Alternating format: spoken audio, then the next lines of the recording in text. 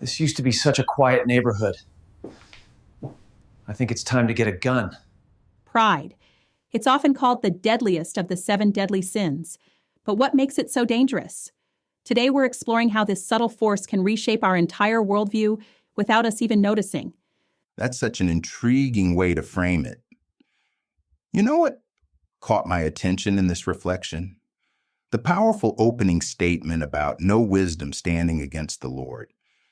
It immediately sets up this tension between human understanding and something greater. And then it dives into this fascinating story about Lucifer, right? Here's this perfect being who essentially self-destructs because of pride. The reflection uses this as a kind of cautionary tale that feels surprisingly relevant to modern life. Well, that's what makes it so compelling. I mean, we might not be trying to overthrow heaven, but we've all had those moments of thinking we know better than everyone else. You know what's really interesting? Studies in psychology have shown that excessive pride is often linked to what's called the better-than-average effect, where about 80% of people rate themselves as above average in most positive traits, which is statistically impossible. Oh, wow. That really brings home how pride can distort our self-perception. The reflection talks about pride as this lens that warps everything. That's basically what those studies are showing, isn't it? Exactly. And here's something else fascinating. Researchers have found that the more expertise people gain in a field, the more likely they are to recognize their own limitations. It's called the Dunning-Kruger effect, and it kind of perfectly aligns with this reflection's emphasis on humility. That's such an interesting connection between modern psychology and these ancient wisdom traditions. How do you think this plays out in our daily lives? Well, think about social media. Studies show that excessive social media use is associated with increased narcissistic traits. It's like we're creating these perfect digital versions of ourselves, which is exactly what the reflection warns about with self-worship. And that ties right into what the reflection says about pride leading to isolation. When we're caught up in maintaining this perfect image, we're actually disconnecting from authentic relationships. And you know what's really striking? The reflection talks about pride and selfishness as sisters, and recent neurological studies have shown that pride actually activates the same brain regions as social rejection. It's like our brains are literally pushing others away. That's fascinating.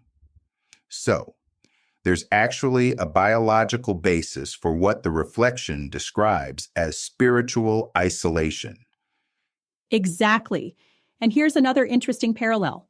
Psychological research has identified something called healthy pride versus hubristic pride.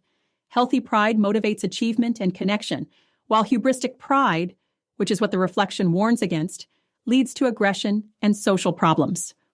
So it's not about eliminating all pride. It's about finding that balance between confidence and humility. Right. And this is where the reflection's emphasis on trust becomes so important.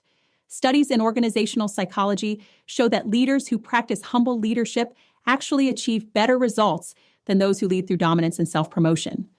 That really challenges our cultural narrative about success requiring a big ego, doesn't it? It does.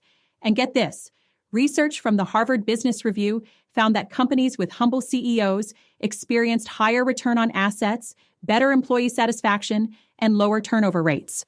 The way you're connecting these modern findings with the reflection's ancient wisdom is really eye-opening.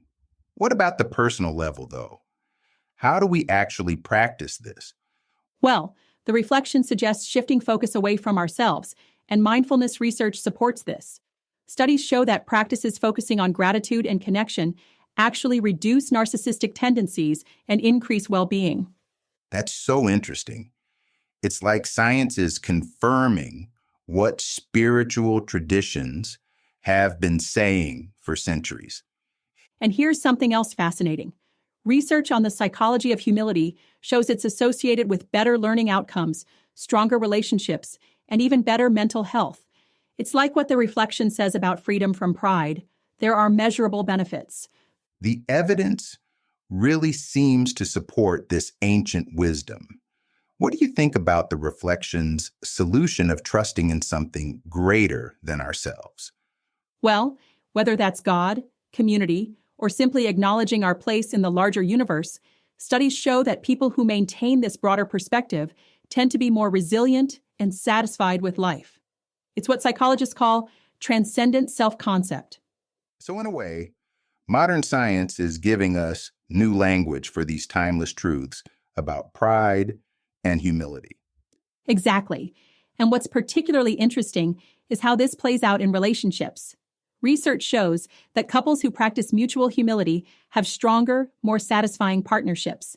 It's exactly what the reflection suggests about pride building walls between people. That really brings it all together. From ancient wisdom to modern research, the message seems clear about the dangers of unchecked pride. And perhaps that's the key takeaway for our listeners. Whether we look at it through the lens of spiritual wisdom or scientific research, pride really does have the power to reshape our entire world, for better or worse. The choice of how we handle it is up to us.